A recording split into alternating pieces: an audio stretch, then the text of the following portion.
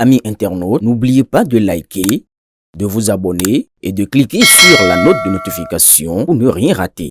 Le Conseil des ministres s'est tenu en séance extraordinaire ce lundi 8 décembre 2025 sous la présidence de M. Patrice Talon, président de la République. La séance a été élargie aux ministres conseillers et au haut commandement des forces de défense et de sécurité. L'ordre du jour a porté exclusivement sur les événements survenus dans la journée du dimanche 7 décembre 2025. Il ressort du point détaillé fait par le chef de l'État que le groupuscule de soldats ayant organisé la mutinerie avait planifié de démettre le président de la République lui-même de ses fonctions, de soumettre les institutions de la République et de remettre en cause l'ordre constitutionnel établi. Pour ce faire, ils ont entrepris, dans un premier temps, de neutraliser ou de kidnapper certains officiers généraux et supérieurs de l'armée à raison des responsabilités qu'ils occupent au sein des forces armées béninoises ou de l'appareil d'État. C'est ainsi qu'ils se sont rendus d'abord, vers 2 heures du matin, au domicile du directeur du cabinet militaire du président de la République, le général Bertin Bada, qui a réussi à leur échapper et dont ils ont mortellement blessé l'épouse. Informé, le commandement militaire avait requis l'appui de la base militaire de Togben pour apporter du soutien au général Bada.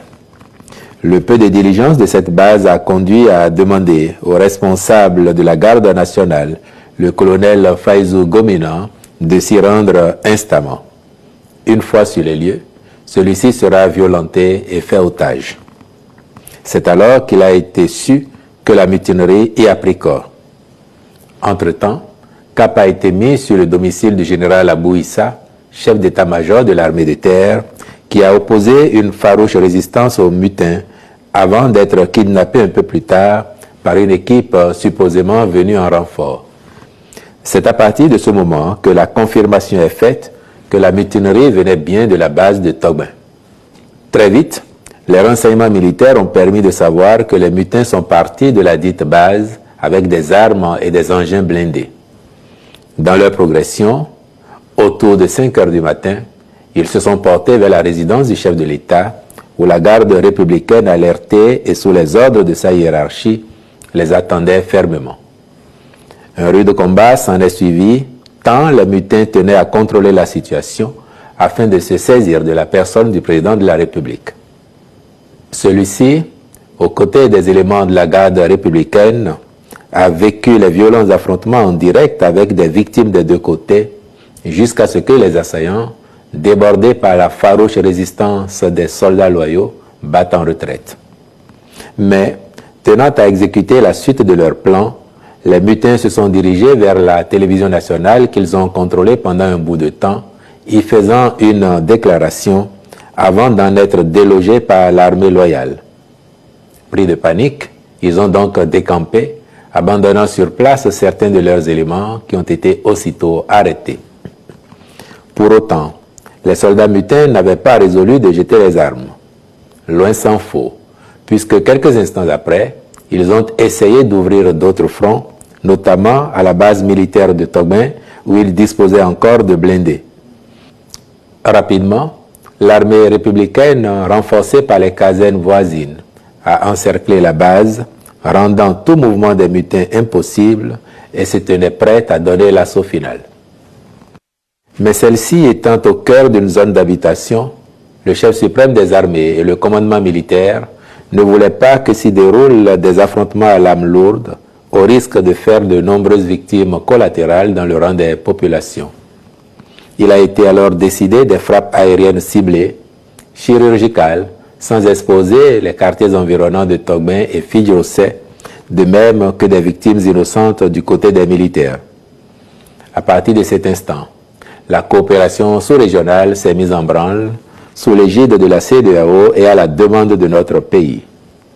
Le Nigeria nous est dès lors venu en assistance en menant des frappes en fin de journée par son aviation militaire qui a immobilisé certains des engins blindés.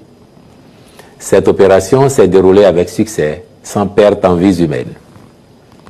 Les derniers assaillants, ayant vu les manœuvres préparatoires, ont pris la clé des champs.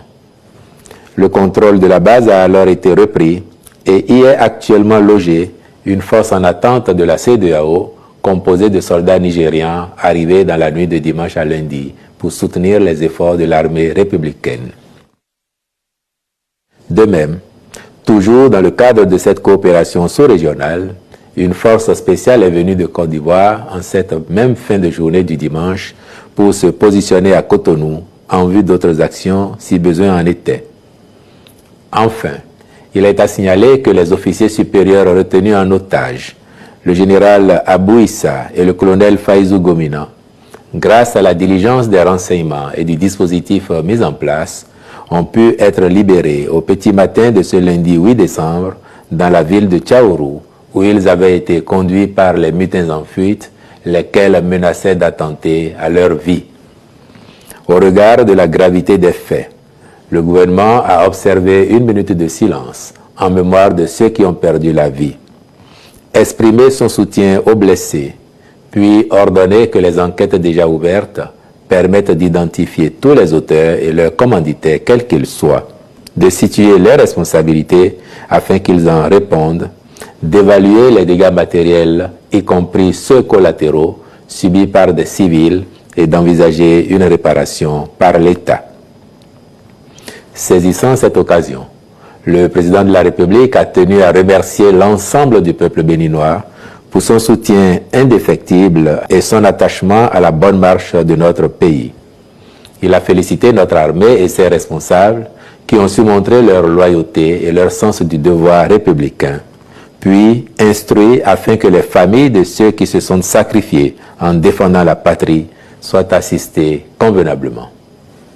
De même, il s'est félicité de la solidarité des pays de la CEDEAO, en particulier le Nigeria et la Côte d'Ivoire. Il n'a pas manqué d'inviter le gouvernement et le peuple tout entier à voir dans cette épreuve un motif de continuer à bâtir un Bénin fort et résilient qui protège l'ensemble de ses enfants, mais où chacun devra aussi apprendre à répondre de ses actes, surtout lorsqu'ils se révèlent attentatoires aux intérêts du pays.